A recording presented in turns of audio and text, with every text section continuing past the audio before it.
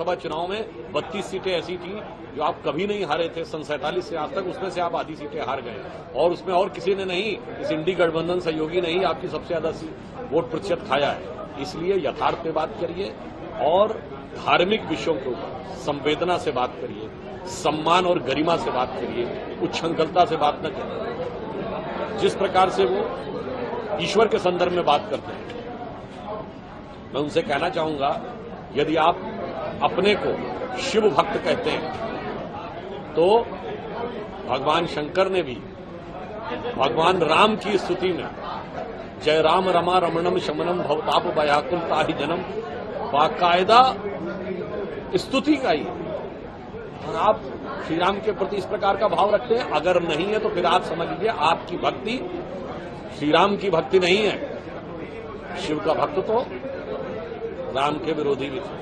आप स्वयं समझ लीजिए आपकी भक्ति किस स्तर की है। पुनः मैं ये भी कहना चाहूंगा, अहंकार को छोड़िए, अभिमान को छोड़िए और सरलता के साथ, ईमानदारी के साथ और विनम्रता के साथ धार्मिक विषयों पे बोलिए। जो रामचरितमानस में लिखा है, अजहु तात त्यागी अभिमाना भजहु राम हुई है कल्याण। अभिमान को त्यागिए और गंभीरता गरिमा से बात करिए। और जिस तरीके से वो उच्छृंखलता दिखा रहे हैं, तो मुझे वो उर्दू की नज्म की वो लाइन बहुत उपयुक्त नजर आती है राहुल गांधी जी पे।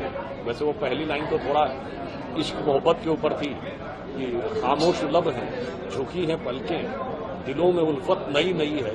उसकी आखिरी लाइन इस समय इन पे बिल्कुल फिट बैठती है कि जरा सा कुदरत ने क्या नवाजा कि आके बैठे हो पहली सफ।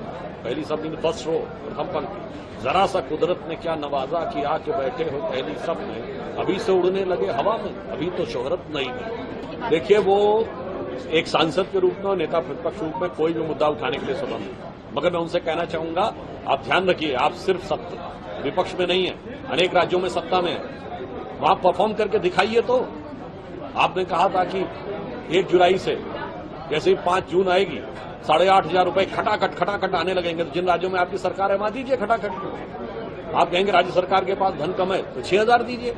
जैसे हम लोग जब विपक्ष में थे तो हम सिर्फ व्यर्थ का वितंडावाद नहीं बनाते, गुजरात मॉडल करके दिखाया था। मध्य प्रदेश ने दिखाया था कि जब हमारी सरकार आई, बीजेपी की सरकार, तो 2.5%, 3% कृषि विकास दर थी, उसे 18-19% बना के दिखाया था।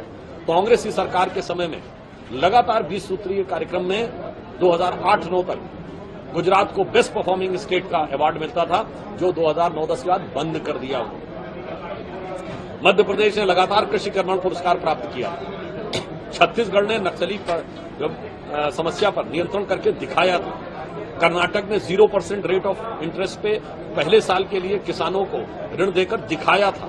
तो महोदय, कुछ करके दिखाइए, सिर्फ व्यर्थ का विवाद मत बनाइए। आपकी सरकार है, मैं आपको चुनौती देता हूं, अपने मॉडल परफॉर्म करके दिखाइए। मैंने जैसे कहा कि हमारे यूपीए शासनकाल में भाजपा शासित सभी राज्यों में कृषि विकास दर 10% से ऊपर है।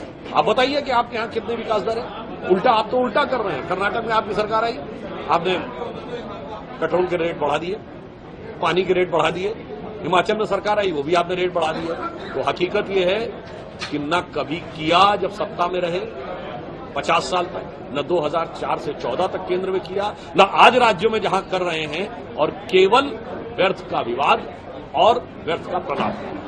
अगर आप ये वीडियो YouTube पर देख रहे हैं तो हमारे चैनल को सब्सक्राइब करें और बेल आइकन को दबाना ना भूलें। अगर आप Facebook पर ये वीडियो देख रहे हैं तो हमारे पेज को लाइक करें।